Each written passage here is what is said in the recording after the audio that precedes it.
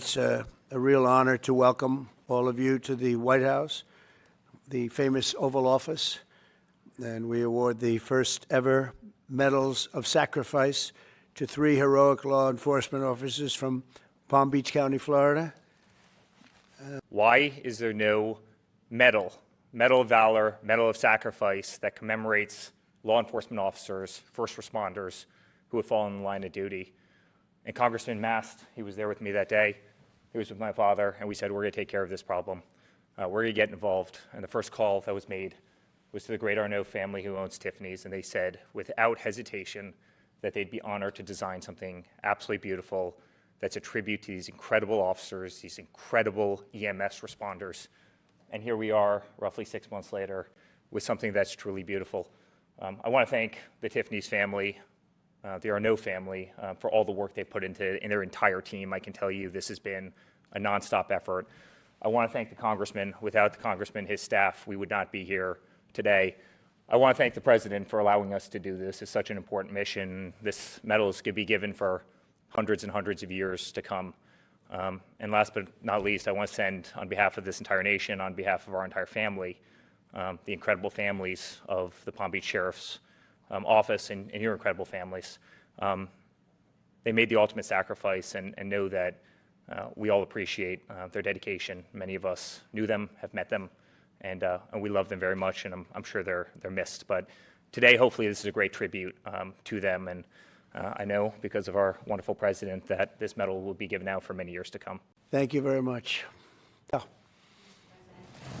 Do you have plans to give this award to any other families posthumously who find themselves in the same position as having made this sacrifice? And then after the test, one question about your calls back. Having to do from a previous?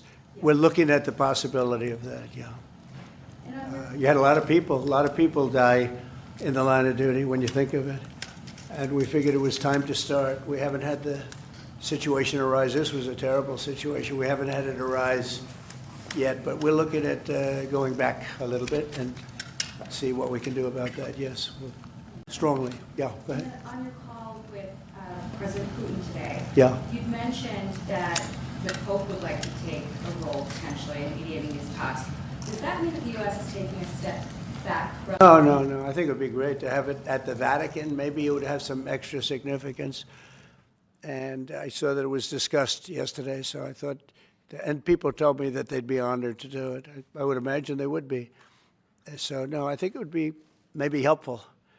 There's tremendous bitterness, anger, and I think maybe that could help some of that anger. So having it at the Vatican would be, in Rome, would be I think it would be a great idea. As you know, 2.5 months ago, Ukraine, President Zelensky agreed to that 30-day ceasefire that's been on the table all of that time. What was the extent of your conversation with President Putin today about having him agree to that same 30-day ceasefire proposal that you, Mr. President, put on the table?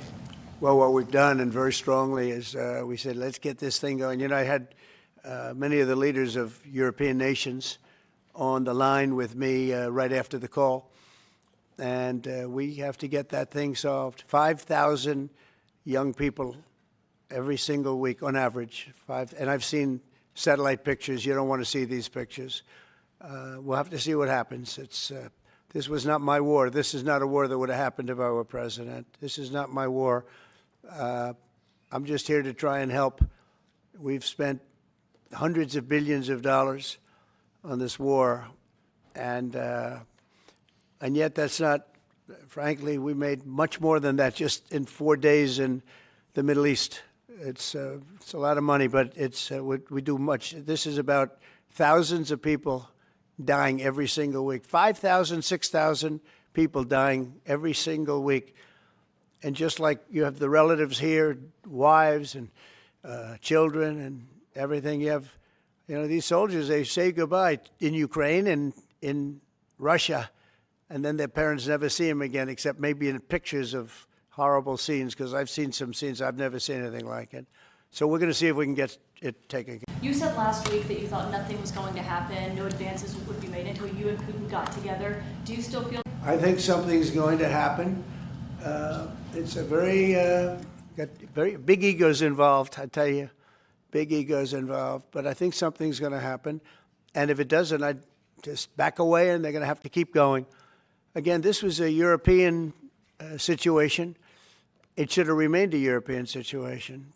Should have remained, but we have, because the past administration felt very strongly that we should be involved, and we got involved much more than Europe did in terms of the money and all of the things that we gave. We gave massive amounts, I think record-setting amounts given to a foreign. There's never been anything like this, both weaponry and money.